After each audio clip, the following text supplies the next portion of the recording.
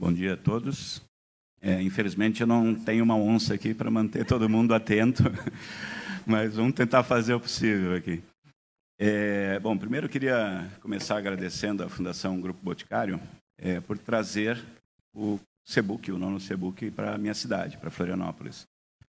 Quem já teve a oportunidade de dar uma voltinha pelas praias, apesar do frio, né? Frio e chuva, ou já teve a oportunidade de estar aqui em outro momento, ou espero que volte aqui em outro momento, até porque Florianópolis é conhecida como uma cidade turística e muito da economia da cidade está associado a isso nas últimas décadas. Mas economia já não é mais, ou turismo já não é mais a principal economia da cidade. Hoje, a principal economia, a maior fatia no PIB, a maior contribuição de arrecadação de impostos vem já da tecnologia e inovação. Eu vou falar um pouquinho sobre o que aconteceu aqui para ter essa transformação nos últimos 30 anos, uma transformação recente, que mudou a realidade de uma capital de Estado. E entrar um pouco na tese de se isso foi capaz de mudar a realidade de uma capital de Estado, deve ser capaz de contribuir para mudanças, para transformações no campo da conservação e no campo social. Então, para isso, o segundo agradecimento, me convidar aqui para falar um pouco e discutir com vocês dois conceitos que eu acho que são extremamente relevantes para superar, onde aponto,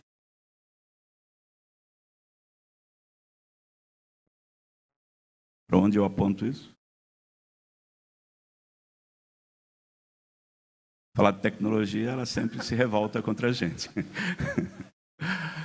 Mas dois conceitos que acho que são transformadores para discutir como superar alguns dos gargalos mais importantes para a conservação hoje. O conceito dos ecossistemas de inovação são ambientes que criam condições favoráveis para o surgimento de vários emilianos, por exemplo,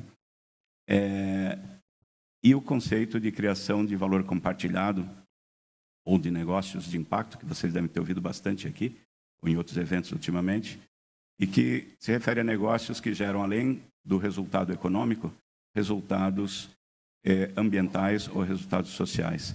Integrar esses dois conceitos, acho que é uma forma bastante, com um potencial muito grande para transformar as realidades no âmbito da conservação. A Frinéia falou no início que inovação não é só tecnologia, eu reforço isso. Muitas vezes a inovação surge sem envolver absolutamente nada de tecnologia. Muitas vezes a inovação surge, e aí eu acho que está um grande espaço para inovação em conservação e negócio de impacto, em modelos de negócios, novos modelos de negócios, e em novas aplicações para tecnologias e produtos tecnológicos já existentes. Eu vou citar aqui 3 exemplos rapidamente, que são empresas que surgiram aqui no âmbito do ecossistema de inovação de Florianópolis, por causa de outros mercados, por exemplo, drones com tecnologias de geoprocessamento embarcado, ou tecnologias com genômica, metagenômica, surgindo com aplicação na área da saúde, extremamente importante, mas também com potencial de aplicação que vai desde a bioprospecção, da criação de valor para nossas florestas, para o nosso capital natural, mas também para monitoramento com base em tecnologias de DNA ambiental, por exemplo. Ou uso de inteligência artificial, que permite um grande salto do potencial de gestão com base em dados. Imagina cruzar a inteligência artificial com a inovação que o Emiliano está trazendo aqui. O que isso pode levar à previsão de padrões e, com isso, intervenções, ações mais eficientes em termos de conservação numa escala amazônica, por exemplo, a partir da identificação de padrões de distribuição e dinâmica das espécies. Mas o próprio ecossistema de inovação, enquanto um ambiente favorável para o surgimento de ideias novas, transformadoras, ele também tem origem naquilo que a gente hoje está chamando de soluções baseadas na natureza. Fazendo uma analogia com os ecossistemas naturais, envolve diversos fluxos, matéria, energia, informação, a formação de espaços funcionais, de nichos, a diversificação, e quanto maior essa diversificação, maior o potencial desse ecossistema, maior a sua resiliência, maior o seu potencial de radiação adaptativa com surgimento de novas soluções. Não é porque as soluções inovadoras surgem que elas sobrevivem. Muitas morrem pelo caminho. Isso faz parte do processo. Inclusive, o empreendedor inovador é alguém que tem que estar preparado para isso, para fracassar várias vezes, se levantar, continuar em frente com sua capacidade e seu aprendizado dos próprios erros.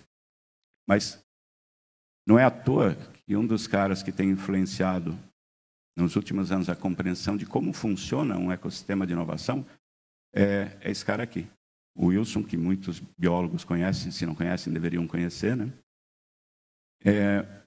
E a própria discussão que o Wilson traz leva a uma questão de que a inovação não deve se tentar controlar, deve se criar, por outro lado, um ambiente capaz de promovê-la, de facilitá-la, e esse ambiente parte de 4 elementos chaves: a diversidade, assim como a natureza, né? Assim como na natureza, a conectividade entre esses diversos, as relações de confiança que permitem, que franqueiam essa conectividade, e os acordos sociais, que é o entendimento do comum, a visão comum que se constrói nesses ambientes e que permite todo mundo caminhar para a mesma direção, buscando pontos de interesse convergente. Isso leva a uma rede auto-organizada com baixo custo de transação. E quando isso é atingido, a inovação prolifera, floresce. Aproveitando para homenagear aqui o Projeto Charão, e os amigos de 20 anos, ou mais de 20 anos do Projeto Charão, e também homenageando o Haroldo, né, autor da foto, eu vou pedir para o Papagaio Charão apresentar o modelo conceitual do ecossistema de Florianópolis. O indivíduo na natureza é o veículo da informação genética. Num ecossistema de inovação, o indivíduo é o empreendimento inovador. E ele é o veículo da inovação. É ele que leva o conhecimento transformado numa tecnologia, numa solução, um produto, até o mercado, até a sociedade. Na natureza, os indivíduos formam populações, das quais depende a saúde, sobrevivência no longo prazo e evolução das espécies. E num ecossistema de inovação, essas populações têm uma variabilidade que depende das vocações de cada local. Então, não adianta pensar que vai pegar um modelo daqui e aplicar em outro lugar. Cada lugar começa pelas suas próprias vocações.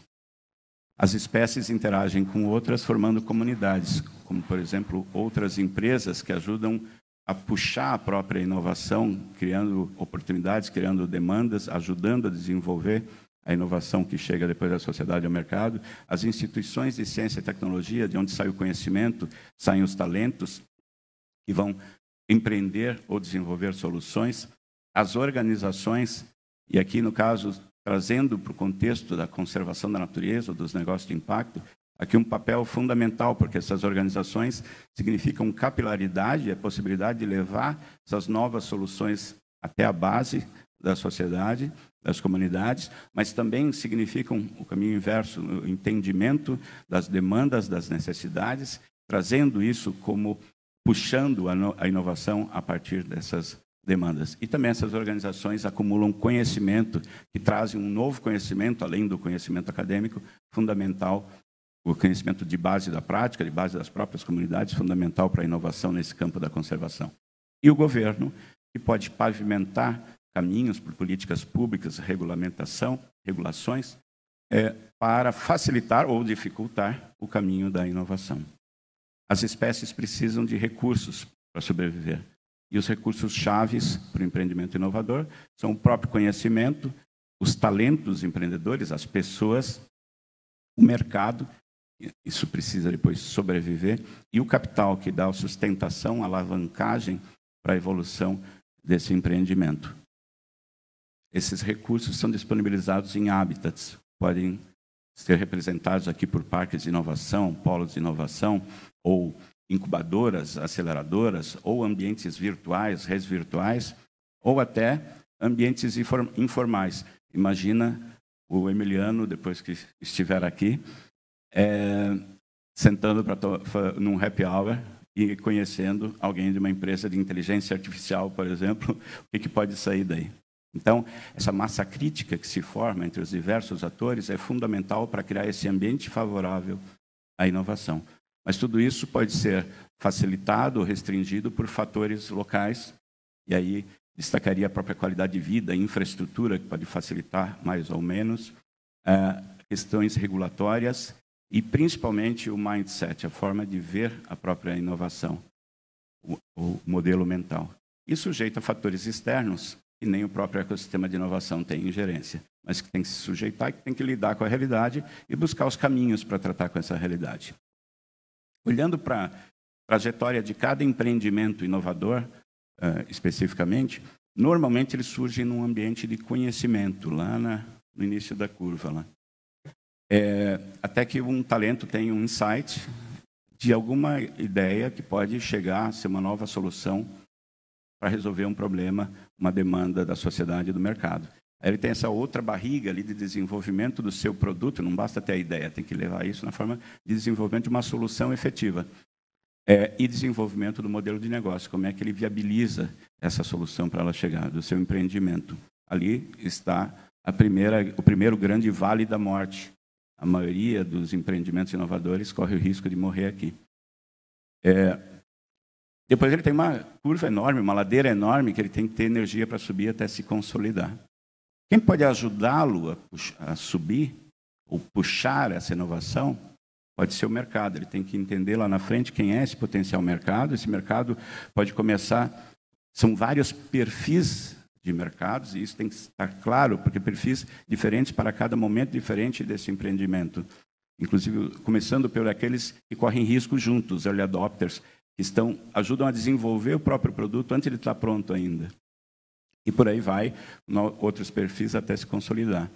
Mas para dar sustentação para essa evolução, é necessário capital. O capital começa lá bem antes, com investimento, como, por exemplo, que a Moore fez já no próprio Emiliano lá de trás, com um projeto de pesquisa. E aí são diversos perfis também de recursos que vão se distribuindo ao longo da trajetória de vida de um empreendimento. E que, no final, olhando para um ecossistema, então, nós devemos ter uma cadeia integrada e combinada de capital. Mas não só de capital, também de mercado, também formação de talentos, também da formação de conhecimento. Não adianta também só colocarmos dinheiro. Colocar dinheiro é igual regar o deserto, sem sementes. Nós precisamos de talentos, nós precisamos do conhecimento de base para isso virar solução, e nós precisamos de mercado. Ao longo desses 30 anos, a CERT foi um dos protagonistas da estruturação do ecossistema de Florianópolis, e ela foi construindo, então, diversos mecanismos que foram apoiando essa trajetória em diversos momentos, começando lá pelo Sinapse, que é uma espécie de funil de inovação aberta, um espaço para que as pessoas apresentem ideias. Cada edição são cerca de 1.500, 1.700 ideias. Isso vai passando por um processo de capacitação desses proponentes e de desenvolvimento dessa proposta, e de seleção, até que no final dessas tantas que entraram no início, 100, no caso aqui do Sinapse em Santa Catarina, recebem um capital semente, não reembolsável, mais um período de mentoria de 6 a 8 meses. Isso aí gerou, nos últimos 6 edições, cerca de 500 startups no estado de Santa Catarina, com índice de sobrevivência próximo de 80%. Não se faz... Deixa eu voltar aqui. A Darwin ali é uma aceleradora. O objetivo é reduzir aquela curva ali, aquele vale da morte, colocando o produto de forma mais rápida no mercado. O Celta é uma incubadora, cria musculatura para a iniciativa subir a grande ladeira, também com uma injeção de capital de fundos de investimento. Para o Celta, que o Emiliano está trazendo a iniciativa agora, então, nessa parceria entre Mamirauá e CERT. Não se faz um ecossistema sozinho. Quanto maior a diversidade de atores, de parceiros, de mecanismos, mais robusto o ecossistema. Um ecossistema de inovação, por si só, ele pode gerar várias soluções, como eu mencionei aquelas 3 lá no início, que podem ser aplicáveis para a conservação. Mas o próprio ecossistema pode ser modelado para ter impacto, para ser um gerador de valor compartilhado com a conservação da floresta. E isso que representa essa iniciativa, Araucária Mais, na parceria entre a Fundação CERT e a Fundação Grupo Boticário, em que o produtor, na base, ele aderindo ao sistema, ele adere a um conjunto de protocolos voltados para incrementar a biodiversidade em relação ao cenário inicial. Isso tem uma sistemática de monitoramento por trás, e aqui aparecem já primeiros resultados que mostram regeneração, incremento de regeneração nessas florestas que estão aderindo à Araucária Mais. Em contrapartida, esse produtor é conectado com o mercado lá em cima, com clientes interessados em produtos com uma cadeia de origem sustentável, com rastreabilidade, métricas, e isso significa que esse produtor, com isso, recebe mais pelo produto em relação ao que o mercado local pagaria. Nos 4 anos de operação que nós temos, esses produtores têm recebido entre 80% e 140% a mais do que o mercado local paga para produtos como pinhão e erva mate, por exemplo. Essas empresas, além de uma base de fornecedores organizada, sustentável, com métricas, rastreabilidade, elas são atraídas também, essas empresas compradoras, pelo próprio potencial de inovação que está associado ao ecossistema por trás. E aqui alguns exemplos que estão surgindo no âmbito desse ecossistema. Então, inicialmente começamos com erva mate e pinhão, e isso está proliferando já para diversos outros potenciais de uso, agregando valor nessas mesmas áreas, justificando maior esforço de conservação por parte do próprio proprietário. Para cada slide desses, vocês vão ver que há diversos logos de empresas, porque são conexões que acontecem no âmbito do ecossistema. Pelo tempo, eu não vou poder entrar muito em detalhes, mas pegar esse caso aqui, por exemplo, que parte de tecnologia aeroespacial para desenvolver processo novo de beneficiamento de erva mate sem contato com fumaça. Olha a quantidade de atores que participaram desse processo, que se criou nesse contexto, inclusive, uma startup, a Ecoprime, que desenvolveu o produto e já está entrando no mercado. Diversos outros, mas que trazem oportunidades também para os próprios produtores. Aqui tem um exemplo de um produtor inventor que parte do desenvolvimento de alguns produtos, que estão em teste com algumas empresas parceiras, começam já a partir lá da base, significando oportunidade de novos negócios na base que agregam valor ao produto, ao insumo, antes de chegar na empresa final. Estimulando políticas públicas municipais, por exemplo, voltadas, esse pequeno município lá do interior de Santa Catarina, voltado para desenvolvimento local a partir de novos produtos associados à floresta, ou estimulando a estruturação de novas cadeias de valor, como, por exemplo, esse projeto aqui com o BNDES, que está estruturando uma cadeia de restauração de floresta para atender uma demanda futura de recuperação de áreas com sistemas agroflorestais em propriedades integradas à Araucária Mais, mas que também atende às demandas de recuperação pelo CAR. Ou a releitura de produtos convencionais, como, por exemplo, o chimarrão. Se alguém quiser saber um pouquinho mais disso, pode provar lá no stand da Fundação CERT na mostra. E para comemorar, lá no happy hour do ambiente do Habitat informal, em que o Emiliano vai conhecer o cara da inteligência artificial, eles podem brindar uma cerveja de pinhão. É que outra questão importante, não basta ter conteúdo legal. Esse produto vem da natureza. Esses produtos têm que ter qualidade. Isso faz parte do contexto. Eles têm que ter competitividade, eles têm que se posicionar e aproveitar, inclusive, o potencial que um ambiente como o ecossistema de inovação para a criação de valor compartilhado, como Araucária Mais, permite para ele se posicionar no próprio mercado. Essa cerveja, além de premiada e ter virado case de inovação em microempresa em nível nacional, essa empresa cresceu 120% no ano seguinte, ao que aderiu ao Araucária Mais. Bom, escalar essas coisas é sempre um grande desafio. Hoje nós estamos nos aproximando dos 1.000 hectares envolvidos na estratégia de conservação e recuperação pelo Araucária Mais. Há uma projeção baseada nas negociações que nós temos hoje com algumas empresas, algumas marcas, uma projeção que nos próximos anos isso chegue a próximo de 10.000 hectares. O que significaria um incremento de 25% em relação às áreas de floresta com araucária protegidas em unidades de conservação federais, estaduais e RPPNs em Santa Catarina. Então, a gente tem a escalabilidade é difícil, mas também a gente tem que sempre buscar as referências. Contribuição, nesse caso, significativa. Associado a isso, o carbono, e associado a isso, uma redução na demanda por água, comparando com os cultivos convencionais em monoculturas de erva mate, que hoje é o que abastece as principais empresas que utilizam esse insumo. Bom, áreas prioritárias de atuação, a gente procura sempre atuar em áreas de grande relevância para a conservação, zonas de amortecimento, os corredores ecológicos do Estado, etc. E, por fim, só queria deixar como uma provocação que a inovação envolve disposição em correr riscos. É desconfortável inovar. Sair da caixinha é sempre um grande desafio. E tem que ter coragem para ir em frente. Bom, muito obrigado. Isso é o que eu tinha para colocar.